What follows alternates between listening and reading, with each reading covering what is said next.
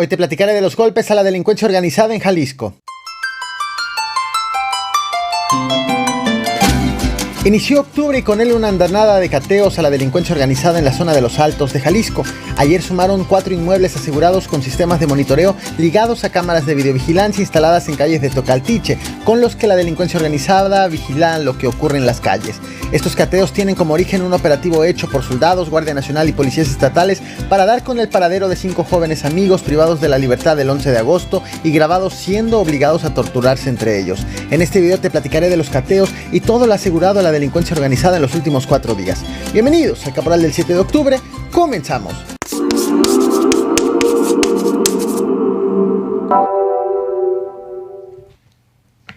A raíz de la búsqueda de 5 jóvenes desaparecidos en Los Altos, Jalisco, las autoridades han le han quitado a la delincuencia organizada centros de monitoreo, un castillo y una cantidad impresionante de armas y municiones.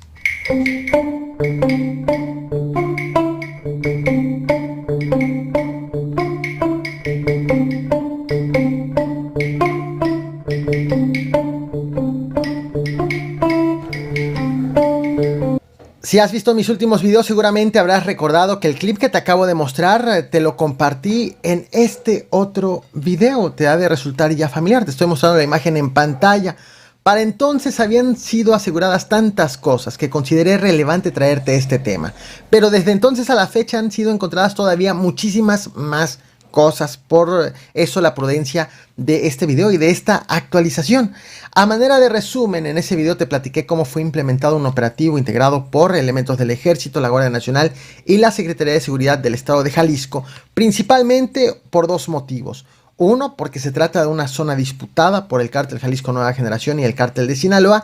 Y 2, para dar con el paradero de 5 jóvenes, todos ellos amigos, reportados como desaparecidos el 11 de agosto y videograbados posteriormente amordazados, en donde uno de ellos es obligado a torturar a los demás. Tras ese video, eso es lo último que se sabe de estos jóvenes. Fue por eso que fue realizado un operativo en donde en Tocaltiche, el pasado 2 de octubre, las autoridades detuvieron a 3 personas que revelaron la ubicación de una finca en donde había un centro de videovigilancia con pantallas, con monitores, en donde se veían grabaciones en tiempo real de varios puntos del municipio. También les aseguraron 3 motocicletas y 3 vehículos sin placas.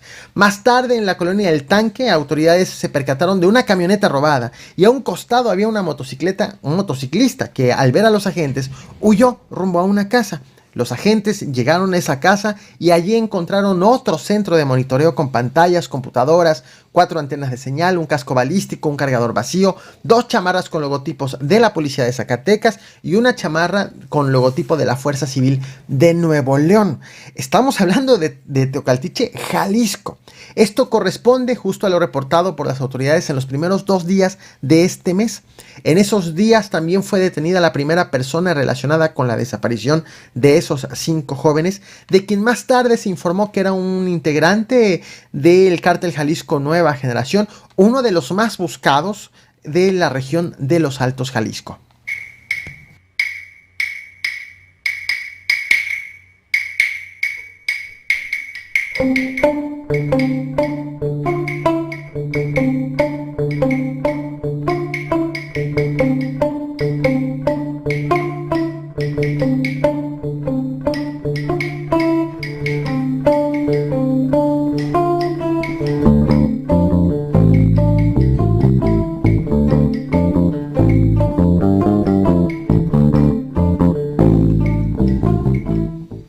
Él fue identificado como Rogelio M., alias El Roy, y aparece en los primeros lugares de la estructura que opera en la zona de los Altos Norte y Altos Sur, según el organigrama dado a conocer por Guacamaya Leaks, que hackeó, recordarás, a la Secretaría de la Defensa Nacional en el año pasado.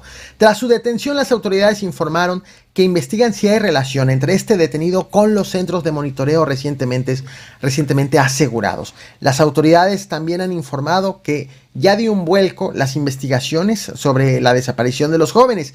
Inicialmente apuntaba a que habían sido privados de la libertad, por presuntos integrantes del cártel de Sinaloa, específicamente de la facción del Mayo Zambada.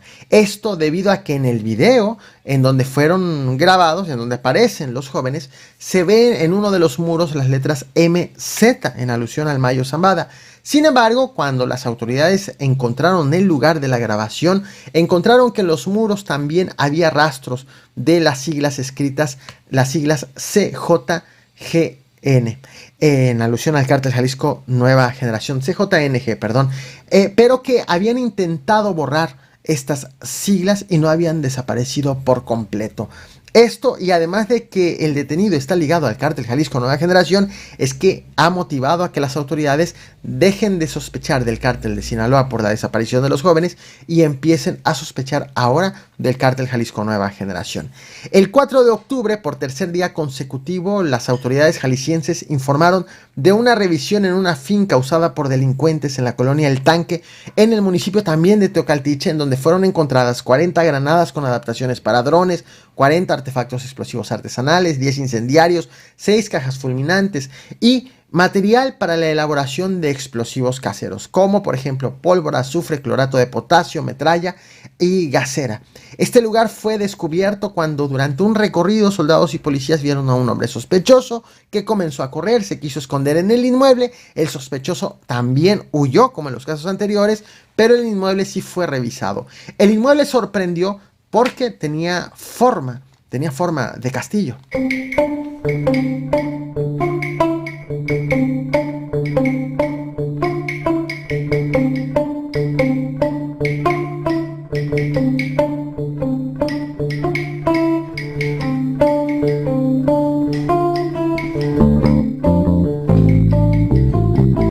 Siempre se me olvida o habitualmente se me olvida, pero hoy no, tenemos canal de WhatsApp, esa nueva opción que ha habilitado esta red social. Es muy fácil que te unas, entra a la pestaña el WhatsApp, en la pestaña novedades, allí te aparecen canales, busca El Caporal, o bien en este y en todos mis videos, en el comentario fijado, ahí en la caja de comentarios, encontrarás la liga para que te sumes al canal de WhatsApp. Lo bueno de esta nueva opción es que no se compromete tu número telefónico, no se comprometen tus datos, es diferente a un grupo por ello, y tú te unes con total tranquilidad de que nadie más tendrá tu número telefónico. Incluso yo no me entero de sus números telefónicos, a pesar de que el canal es de El Caporal.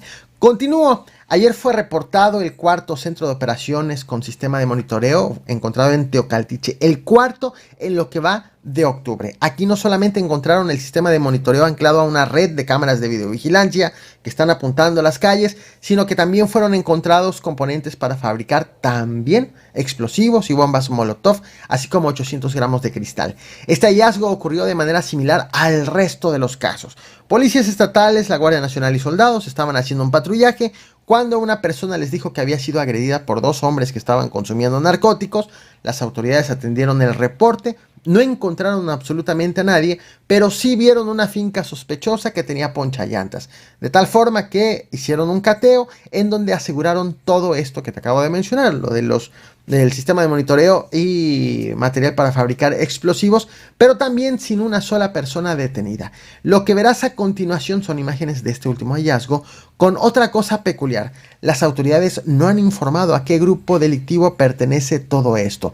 Algunos portales locales, algunas cuentas de redes sociales se han aventurado a que pertenecen a un grupo delictivo y otras a que pertenece al grupo delictivo rival. Lo cierto es que no hay reporte oficial sobre ello. Ahora sí te muestro el video. No olvides reventar el botón de like, compartir y suscribirte, y regresamos, como es habitual, con un tema electoral.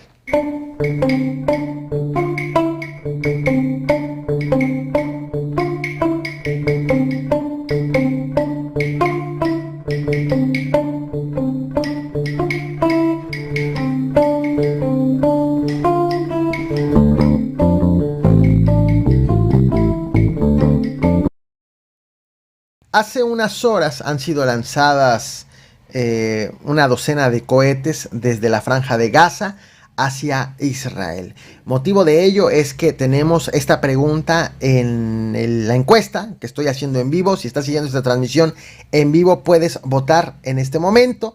Y tiene me gustaría anclarlo con ciertos temas electorales que corresponden a México. La pregunta es: Ataques en Israel. México debe manifestarse en favor de Israel o ser conciliador con ambas partes. Tenemos las tres opciones. Esta es una pregunta con tres opciones. Una, conciliador con ambas partes. Dos, no debe pronunciarse. Y tres, en favor de Israel. En este orden van las votaciones. 52% hasta el momento que estoy haciendo esta transmisión en vivo. Conciliador con ambas partes. 41% no debe pronunciarse.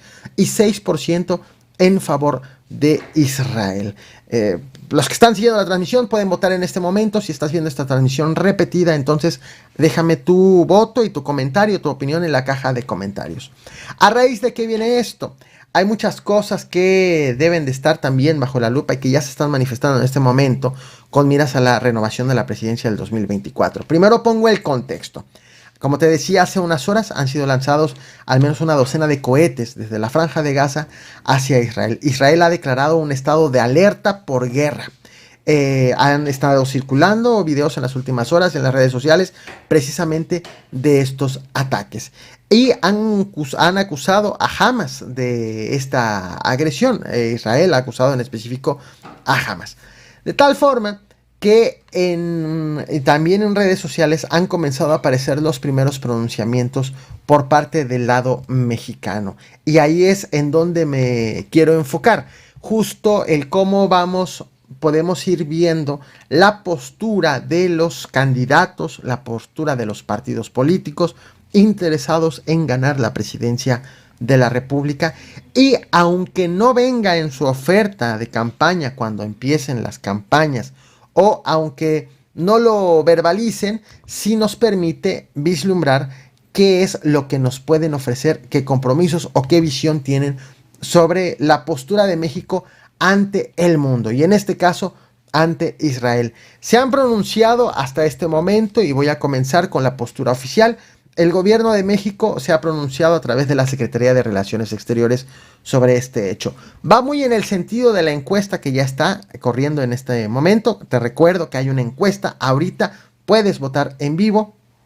Ha sido una postura un tanto conciliadora, pero también tiene allí la postura impresa por parte del gobierno de Andrés Manuel López Obrador. Voy a leer el tuit de la Secretaría de Relaciones Exteriores, 9:48 de la mañana, publicado hace media hora aproximadamente, menos de media hora. Dice: la Secretaría de Relaciones Exteriores condena los ataques sufridos por el pueblo de Israel con la lamentable pérdida de vidas humanas. México envía sus condolencias a los familiares de las víctimas. De la misma manera hace un llamado al cese de esta violencia inconducente a fin de evitar una escalada que provoque mayores daños y sufrimientos a la población civil. México considera indispensable retomar el proceso de negociaciones directas y de buena fe entre ambas partes, conducentes a un acuerdo de paz justo, pleno y definitivo. Lo anterior en el marco de la solución de los dos estados, reconociendo el derecho de Israel y Palestina de coexistir en paz dentro de fronteras seguras acordadas mutuamente, internacionalmente reconocidas, en conformidad a las resoluciones adoptadas por las Naciones Unidas. Como ya te decía, es una postura un tanto conciliadora, pero que da su importancia, da su lugar a la parte agresora, a Israel. No ha identificado, como sí lo ha hecho el gobierno de Israel, a los agresores como Hamas, como ha señalado que es un grupo terrorista el que ha atacado a Israel, según lo dicho por el gobierno. Bueno, antes, un paréntesis. No voy a entrar en los temas, en el tema de lo que está ocurriendo en Israel, ni mucho menos toda la historia que hay detrás de ello, dado que requiere no solamente de un video, sino de muchos. Me voy a centrar del lado mexicano. Y por ello es que seré un tanto breve al hacer alusión del tema de Israel.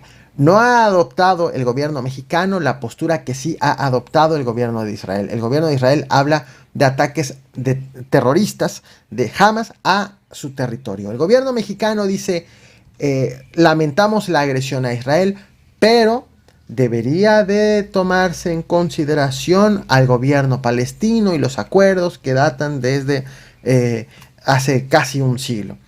Esa es la postura del gobierno mexicano.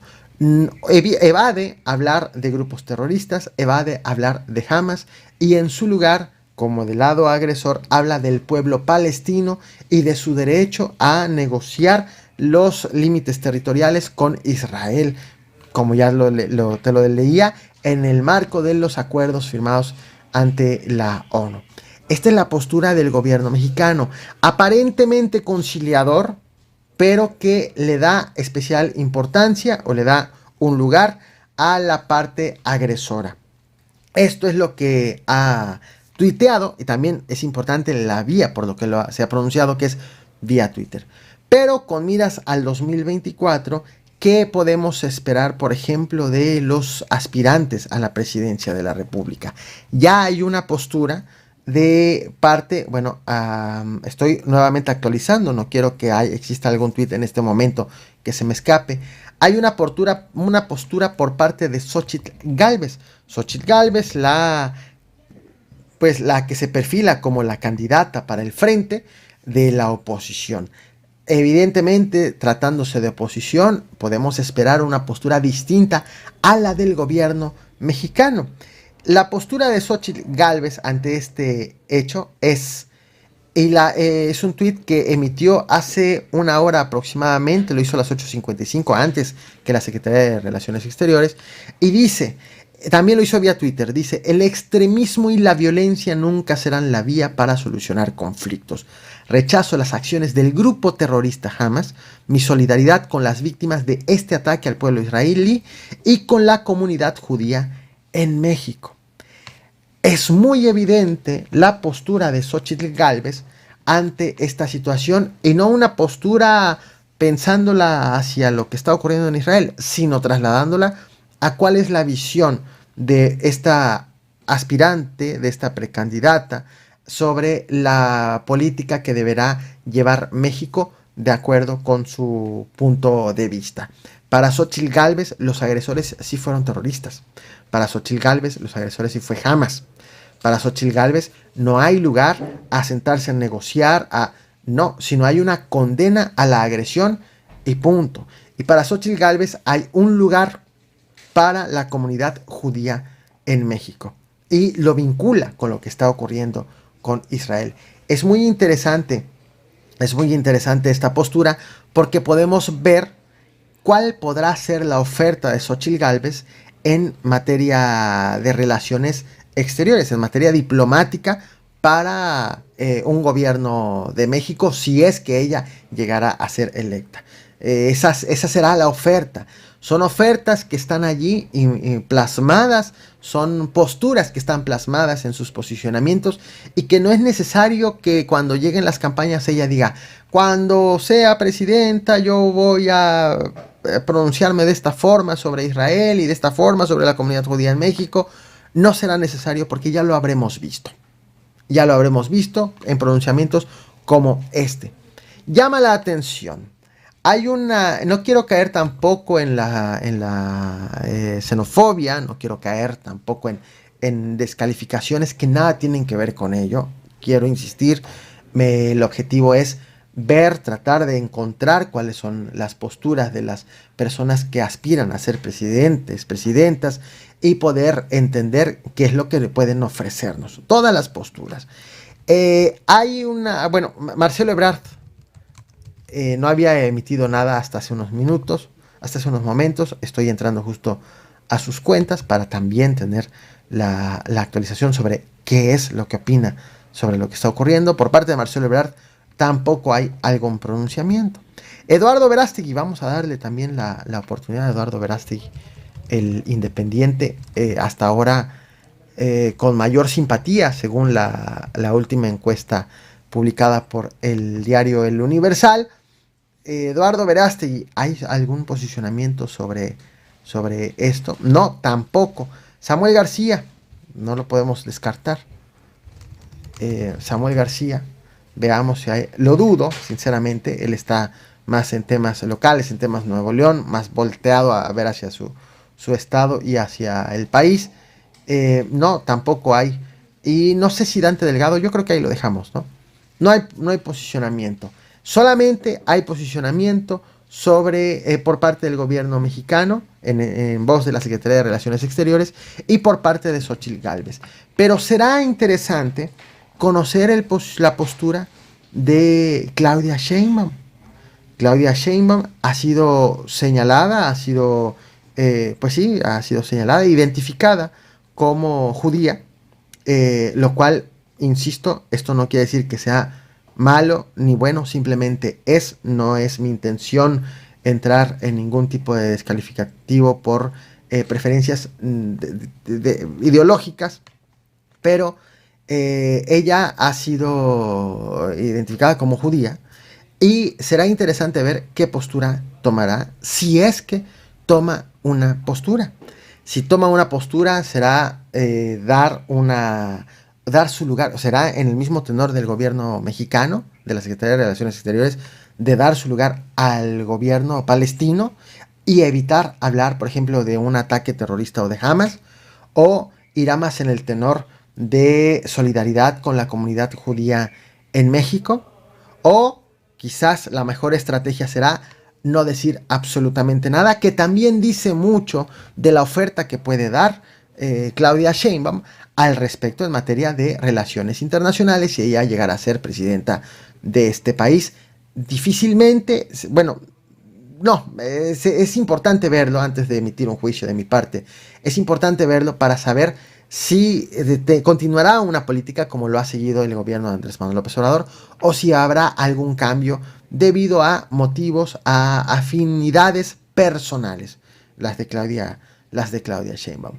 Esto es justo lo que vamos viendo a través de acontecimientos que están sucediendo fuera, pero que las reacciones de los interesados en llegar a la presidencia de la República nos permite ir entendiendo qué podrá cambiar, por muy iguales que sean los proyectos de Claudia Sheinbaum y del gobierno de Andrés Manuel López Obrador, o qué podrá cambiar, o qué tan parecidos pueden ser ciertas posturas si llegara a gobernar la oposición, y qué tan parecidas pudieran ser las posturas con el gobierno actual de Andrés Manuel López Obrador, o qué tan distantes pudieran llegar a ser.